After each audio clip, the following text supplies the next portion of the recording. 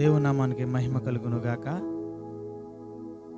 ఈ దినము ఈ విధంగా మీతో యూట్యూబ్ ఛానల్ ద్వారా MCM church Machavaram YouTube channel ద్వారా ఈ విధంగా మీతో పరిచయం అవ్వడానికి ఈ దినము మరొక మారు మీ ముందుకు రావడానికి దేవాతి దేవుడు అనుగ్రహించిన చక్కటి సమయం కొరకు మీకు ప్రత్యేకమైన వందనాలు తెలియజేస్తా ఉన్నాను. ఈ దినము లేఖనాల పరిశోధన నిమిత్తము కొద్ది నిమిషాల పాటు దేవుని వాక్య సందేశాన్ని జ్ఞాపకం చేసుకుందాం.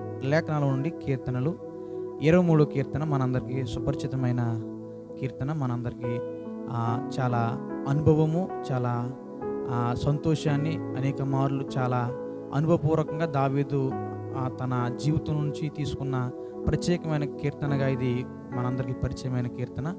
సండే స్కూల్ వయసు నుంచి చాలా వృద్ధుల వరకు కూడా దీన్ని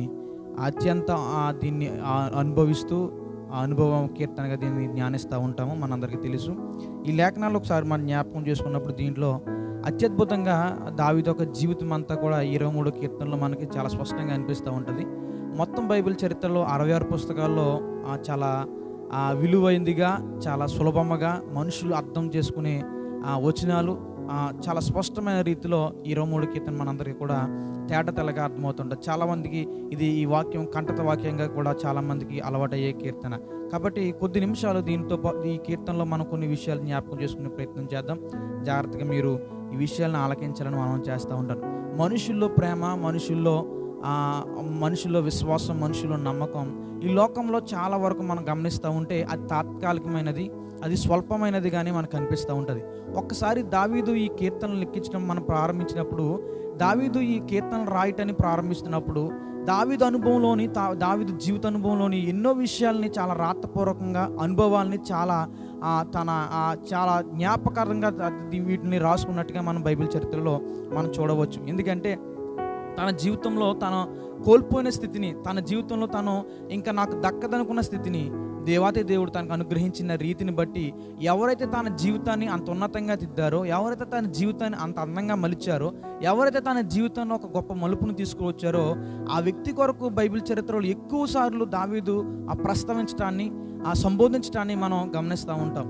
బైబిల్ చరిత్రలో దావీదుకున్న ప్రాధాన్యత కానీ, దావీదుకున్న ప్రఖ్యాతి కానీ ఏ భక్తునికి కూడా లేనట్టుగా మనం గమనిస్తూ ఉంటాం. ఎందుకంటే చాలాసార్లు అనేక మార్లు మనం గమనిస్తూ ఉన్నప్పుడు దావీదుని మాత్రమే మనం ఉదాహరణగా తీసుకోవడానికి కారణం ఏంటంటే అతని యొక్క వ్యక్తిత్వం అంత గొప్పది. అతని యొక్క స్థితి ఎంతగా దేవుడు మలిచాడో మనం అర్థం చేసుకోవడానికి ప్రయత్నం చేయొచ్చు. ఎందుకంటే అతను అరణ్యంలో, ఎడారిలో అమాయకమైన గొర్రెలతో గడుపుతున్న ఆ క్షణాల్లో తన జీవితంలో ఎప్పుడూ ఊహించని గొప్ప ఉన్నతమైన మార్పును దేవాతి దేవుడు, తండ్రి అయిన దేవుడు ఒక మంచి కాపరిగా ఉండి, ఒక మంచి మార్గదర్శిగా ఉండి, ఒక మంచి గొప్ప గైడెన్స్గా అతనికి ఉండి యథార్థమైన మార్గంలో అతను ఊహించని రీతిలో అద్భుతంగా తన జీవితాన్ని మలిచినట్టుగా మనం ఉండవచ్చు. అందుకే ఈరోజు మనం గమనించవచ్చు, యెహోవా నా కాపరి, నాకు లేమి కలగదు, పచ్చిక గల చోట్ల ఆయన నేను పరుండ చేయుచున్నాడు, శాంతికరమైన జలం యొద్ద నన్ను నడిపించున్నాడు. ఈ మంచి కాపరి కోసం మనం జ్ఞాపకం చేసుకుంటే తండ్రి అయిన దేవుడు కాపరిగా ఈ లోకంలో మన నుండి సాధారణంగా క్రైస్తవులందరినీ కూడా బైబిల్ చరిత్రలో మనం లెక్కించినట్లయితే ఒక మంచి గొర్రెలుగా దేవాతి దేవుడు మనం పోల్చినట్లుగా అర్థం చేసుకోవచ్చు. ఇది వేరే విధంగా కాకుండా గొర్రెల విధంగా ఇది దేవాతి దేవుడు పోలుస్తూ ఉన్నాడంటే గొర్రెల స్వభావం కలిగిన మనుషుల వల్ల మనం ఈ లోకంలో ఉన్నాం. ఎందుకంటే మనకంటూ మనం ఏమీ సంపాదించుకోలేము, మనకంటూ మనం పరలోకాన్ని కూడా పొందలేము, మనకంటూ మన నిత్య జీవాన్ని కూడా పొందలేము అనే విషయాన్ని దేవాది దేవుడు గమనించి ఒక మంచి కాపరిగా ఈ లోకానికి వచ్చి, ఒక మంచి తండ్రిగా ఈ లోకానికి వచ్చి దావీదు దుర్దర్శలో ఎలా అయితే దేవుడు జ్ఞాపకం చేసుకుని ఉన్నతమైన స్థితిలో పెట్టాడో ఆ విషయాలను జ్ఞాపకం చేసుకుని యెహోవా నా కాపరి, నాకు లేమి కలగదు, దేవాది దేవుడు ఈ లోకంలో ఉంటే మనకు లేమి కలగదు అనే విషయాన్ని చాలా స్పష్టంగా తన బైబిల్ గ్రంథంలో రాయించడాన్ని మనం చూస్తూ ఉంటాం. న్యూ టెస్టమెంట్ ప్రకారం మనం చూసుకుంటూ ఉంటే ఈ కాపరి అన్న విషయాన్ని మనం గమనిస్తూ ఉంటే కావలివాడు లేదా సంరక్షించేవాడు అనే ఒక అద్భుతమైన, మన కోసం కనిపెట్టుకుని ఉండేవాడనే అద్భుతమైన విషయాన్ని ఆ డిక్షనరీలో పొందుపరుస్తూ ఉంటారు కొంతమంది భక్తులు. ఈ విధంగా మనం ఆలోచించవస్తే ఆ దేవాతి దేవుడు ఈ విధంగా మన గొర్రెలుగా పోల్చాడో, తండ్రి అయిన దేవుడు తన కుమారుని లోకాన్ని పంపినప్పుడు కూడా యేసుక్రీస్తు ప్రభువు కూడా ఆ యోహాను సువార్తలో చాలా స్పష్టమైన రీతిలో ఈ మాటలు మన కోసం రాసినట్టుగా మనం గమనిస్తూ ఉంటాం. చాలా స్పష్టమైన రీతిలో యోహాను సువార్త 10:11 ఈ విధంగా రాస్తాడు, నేను ఆ మంచి కాపరిని, నేను మంచి గొర్రెలకు మంచి కాపరిని చెప్పి అక్కడ చాలా స్పష్టంగా ఆ విషయాన్ని అక్కడ మనం పొందుపరచడాన్ని మనం చూస్తూ ఉంటాం. మంచి కాపరి తన గొర్రెల కోసం ప్రాణం పెడతాడు. ఆ విధంగా ఈ లోకంలో యేసే ప్రాణం పెట్టినట్టుగా మనం గమనిస్తూ ఉంటాం. చాలా మందికి తెలుసు, చాలా మంది జీవితాల్లో ఎప్పుడు ఊహించని మలుపును, ఎప్పుడు తలంచని మలుపును దేవాది దేవుడు మనకి ప్రధాన గాయకుడు దావీదు గొప్ప లేఖనాలు ఏ విధంగా రాశాడు, మన జీవితాల్లో కూడా గొప్ప మార్పును మనం సంపాదించుకోగలం. ఈ లోకంలో చాలా మంది మనకు మాట ఇస్తారు, చాలా మంది ధైర్యం చెప్తారు, చాలా మంది ప్రోత్సాహనిస్తారు, చాలా మంది ఎన్నెన్నో విధాలుగా మనల్ని బలపరచని ప్రయత్నం చేస్తూ ఉంటారు. కానీ వాళ్ళ స్వలాభాన్ని ఆలోచించుకుని వాళ్ళ యొక్క సొంత నీతిని ఆధారం చేసుకుని వాళ్ళు చేస్తారు తప్ప ఏ ఒక్కరూ కూడా ఏ లాభం ఆశించకుండా శాశ్వతమైన ప్రేమతో ప్రేమించే వాళ్ళు ఎవరో కూడా ఈ లోకంలో మనకుంటారన్న విషయాన్ని మనం జ్ఞాపకం చేసుకోవాలి. ఈరోజు మన దావీదు భక్తుడు అంటూ ఉన్నాడు, యెహోవా నా కాపరి, నాకు లేమి కలగదు.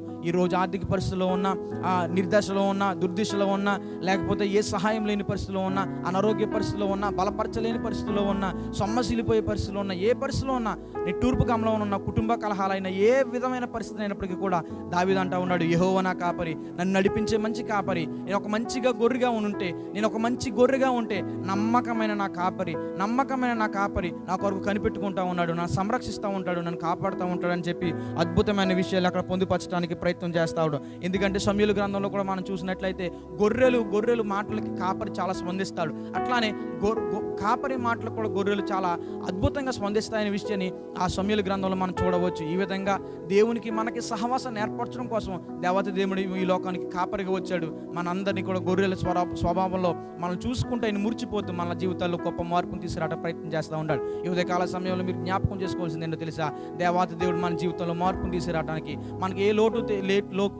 లోటు లేకుండా దేవాతి దేవుడే స్పష్టమైన సంకల్పం ఈ లోకానికి వచ్చినట్టుగా మనం చూస్తూ ఉంటాం. ఫిలిప్పీయులకు రాసిన పత్రిక 3వ వచనంలో స్పష్టంగా రాయబడి ఉంటుంది. ఏమంటుంది, క్రీస్తు యేసు మహిమలు మీ ప్రతి అవసరం కూడా తీర్చబడును. యెహోవా నా కాపరిగా ఉంటే ఈ లోకంలో నాకు లేమనేది లేదు. యెహోవా నా కాపరిగా ఉంటే ఈ లోకంలో కట్టగం అనేది నాకు ఎదురవదనే విషయాన్ని మీరు అంతా జ్ఞాపకం చేసుకోవాలి. ఎందుకో తెలుసా, ఇది దావీదు చాలా అపాయకరమైన పరిస్థితుల్లో రాసుకున్న కీర్తన, దావీదు చాలా దుర్దశలో రాసుకున్న కీర్తన. కానీ దేవాది దేవుడు ఉన్నతమైన స్థితికి తను ఎక్కించినట్టుగా మనం చూస్తూ ఉంటాం. ఈరోజు ఈ వీడియో చూసిన చాలా మంది మీరు అర్థం చేసుకోవాల్సింది ఏంటో తెలుసా, ఒకవేళ మనల్ని ఎవరైనా విడిచిపెట్టినా, ఎవరైనా బాధ పెట్టినా, ఎవరైనా గేలి చేసినా, ఎవరైనా అవమానం చేసినా, ఒకవేళ మన దగ్గర ఏమీ లేకపోయినా అందరూ కూడా తల వంచి మనల్ని అవమానం చేస్తూ ఉన్నా, గేలు చేస్తూ ఉన్నా బాధపడవలసిన పరిస్థితి లేదు. ఎందుకు తెలుసా, మన వెనుక ముందు ఉన్నవాడు గొప్ప దేవుడు. ఆయన మంచి కాపరిగా మనకు ఉన్నాడు. మన కొరకు ప్రాణం పెట్టేవాడు. ఆయన మన కొరకు జీవాన్ని ఆయన దాచిపెట్టాడు.